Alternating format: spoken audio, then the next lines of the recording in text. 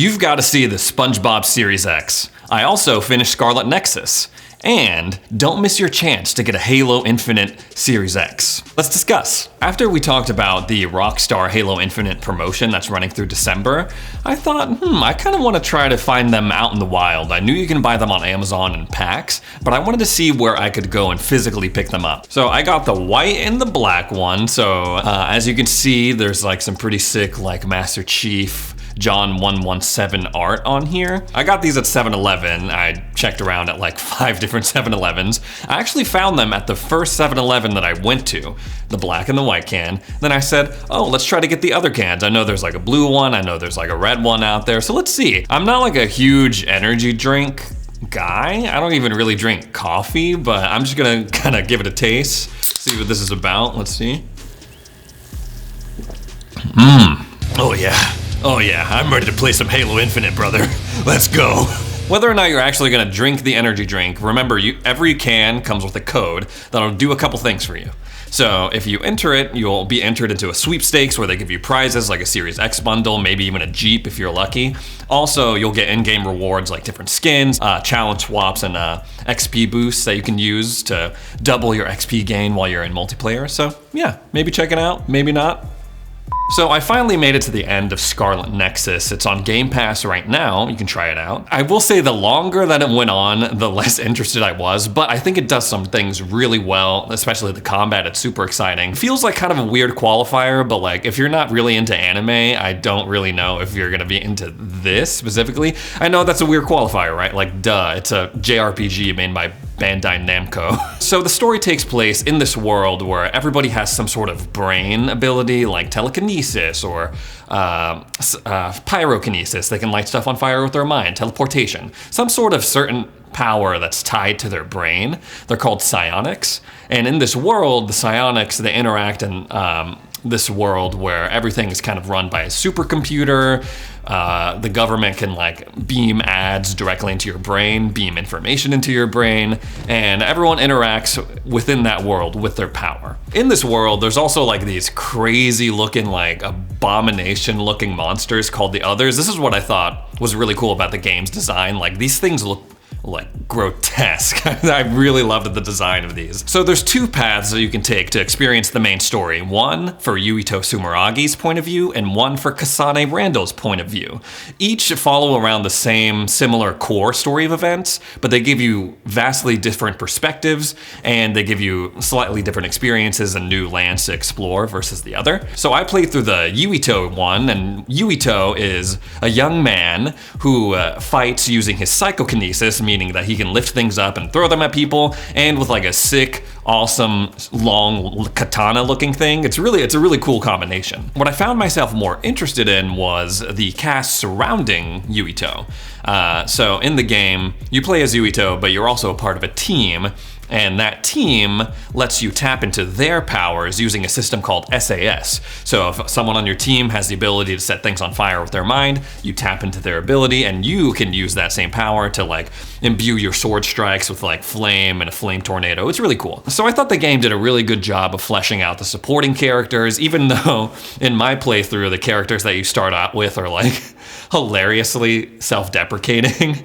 They're all like, oh man, Yuito, you're so awesome. I could never be like you. And Yuito's like, that's not true. You are a valuable member of the team. And they're like, really? Even like the old like grizzled guy who's like a veteran of like the OSF, the soldier force used for like fighting monsters. He's like, yeah, I'm just an old guy. I don't know why you'd want to hang around me, but you know, I had fun hanging around you. It's just like this.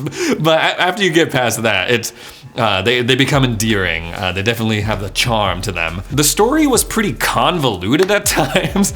Like I said, you start out and you're living in this society where it's like kind of an authoritarian government that controls the information, blah, blah, blah, blah, blah. But what this game does well is hands down the combat of the game. I will admit that I was a little overwhelmed at first because there's just a lot going on with like the colors and the sounds, and then you add in your teammates' abilities and they come and they like teleport you somewhere and you blow something up. It could get a little crazy, but once I got used to it, it flowed so well. So like I said, my character has the ability to throw things and slice people with a sword, basically. And the combos can get really satisfying just with that. So you're slicing someone up, and then you jump back, and then you throw a truck at someone. It's really satisfying. Sorry, I got a little carried away on that. It was probably the Rockstar, if I'm being honest, just bubbling up all that energy. But yes, like I said, I think the combat is super cool, and I think the story is just interesting enough to justify that playtime. But yeah, if you want to listen to me rant more about Game Pass games, make sure you subscribe and set your notifications to all. So Forza Horizon 5 is coming out on November 5th, and this is a big deal because this is an Xbox exclusive that is really people are looking forward to immensely. And all the big websites got to preview it already, and they are generally pretty impressed. Now, I will say this, if you need a guy to talk racing games, I am not that guy. Let me just say that I don't know crap about cars in real life. I drive a Ford Fiesta. So like, I don't know anything about cars in real life or in a video game, other than like driving them around in Grand Theft Auto. I used to play a lot of Crazy Taxi when I was a kid. So I am not the like foremost expert on racing games, but I will be playing this, like I said, because there's a lot of hype around it for being one of the big Xbox exclusive titles to come out this fall. But I'm happy to sit here and round up other people's opinions and regurgitate them to you. So GameSpot came out with an article detailing the extra year Playground Games used to develop Forza Horizon 5. GameSpot said that Playground Games was able to use that extra year to make the world bigger and to add a new braking and suspension system. Another thing they detailed in the article was the draw distance was really impressive. The author in the article says, there was a point where I was driving toward a volcano and that draw distance really made me feel like a sense of space. And that was interesting because I remember when I watched the trailer for Forza, I remember being really interested in the mountain that they showcased. It was like a car driving by this mountain. I was like, wow, that looks like really impressive. So I'm learning now that must be like the draw distance at work. They also apparently worked with a cultural consultant. The game is set in Mexico, and at first they were saying, yeah, we approached the Mexican government for help in trying to kind of build the world of the game. And at first they were kind of like, I'm not so sure, I don't know. They were kind of hesitant because, let's be honest, I mean, if you watch film or television, every time Mexico shows up, first of all, it's like in sepia tone for some reason, and it's always like the backdrop of like some drug gang war kind of like stereotypical portrayal. So I'm sure they were a little like, I don't know, but they were able to convince them, hey, this is gonna be like a love letter to Mexico, like a celebration of Mexico. So I thought that was pretty interesting. They hired a cultural consultant to make it authentic and to give it a really good vibe and kind of, like they said, a celebration of Mexico, and I thought that was cool. So yeah, it's just nice that for a change that a studio is taking their time to release a good game, to take that extra year, give it some polish. You know, maybe they could have come out last year and it would have been fine, but Xbox Studios said, hey, no, take an extra year, really work it out, and I think it's paying off. They did something sort of similar with Halo Infinite. It was supposed to launch last year, and they said, whoa, we should probably rethink this, kind of put some more work into it, and people are really impressed with that. So this is a nice trend. Let's give studios more time to make better games, rather than pressure them and try to get a game out before it's really ready. It's nice. So if you've been in a GameStop ever, you will know that every time you go and try to buy something, no matter what it is, it can be the smallest like keychain, or you can buy a whole console, chances are they are going to approach you and say, do you want to sign up to be a pro member? And you're gonna say, no, I think I'm good, man. And they're gonna say, are you sure? You can get extra money on your trade-ins, and you also get special pre-order bonuses and discounts and blah, blah, blah. And then you go, yeah, man, I'm good. And then they'll go, okay, but just know you can sign up here, and they'll keep doing it. Chances are you've had that experience at some point. But it turns out that being a pro GameStop member might not be so bad, because on Thursday, this Thursday,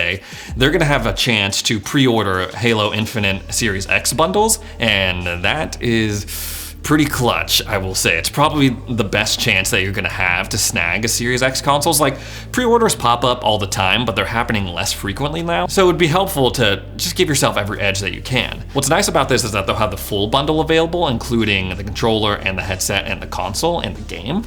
And that's something that you could just kind of have all at once and just have like the most like Halo swagged out console setup ever. So if you're still out here, if you're still looking for an Xbox Series S or a Series X, make sure you follow Stay Xbox Ready on Twitter because we'll be retweeting some of these links that you can go and potentially get one for yourself. Honestly, I think Xbox has been killing it with the special edition Series X's, and even the stuff that's like not officially Xbox skins, like the second market that's popped up of like stickers that you can put on, sleeves that you can put on. I see them all the time on Reddit, like I saw a Tom and Jerry one. These, I think, take the cake. These are probably my favorite though. Xbox just retweeted a partnership that they're doing with Nickelodeon All-Star Brawl, and I've heard that game is like, and from what I've seen of the game, it's like wildly unbalanced. There are some things, I think at one point I saw that there was no voice lines for the characters in the game, so I'm not so sure about the game, but this collaboration that they did for the special edition Series X's are awesome. They have a SpongeBob one and they have a Ninja Turtle one. Now the Ninja Turtle one, I gotta admit, I didn't grow up the biggest consumer of Ninja Turtle content. I used to play the Super Nintendo game way back in the day. It was like that side scroller. You go around and you fight through the streets of New York. But I will say that the skin looks pretty cool. I'm not gonna lie, it looks pretty clean. But the SpongeBob one though, this is genius. And I love how Xbox leaned into this when they tweeted about it. It's just SpongeBob and it's perfect because he's in a perfect rectangle, and it's exactly like that episode where SpongeBob goes to take Squidward's art class. Squidward is trying to teach him how he makes statues, how he sculpts statues, and he sucks at it, and SpongeBob is like a natural prodigy, and he's saying, oh, you gotta be the marble, I gotta date the marble, I gotta lick the marble. And at one point, he like, when he's being the marble, he's like a perfect like rectangle. It's exactly like that. It is literally straight out of a meme, and like I said, the Xbox official account tweeted how it started, and it was like a picture of that episode where he's a cube or a rectangle, how it's going, and it had the console. Genius marketing, I'd say. But yeah, if you want a chance at either of these, the SpongeBob and the Ninja Turtle one, you can go and check out the Xbox Twitter for yourself. Maybe give yourself a chance. I don't know, you might as well take any chance that you can get at this point because the shortage is ridiculous. Anyway, I'm gonna chug a bunch more rock stars because my car has honestly been making funny noises, that Ford Fiesta that I talked about earlier, so I could really use a new Jeep. Anyway, thanks for tuning in. My name is Ray. We'll see you next time.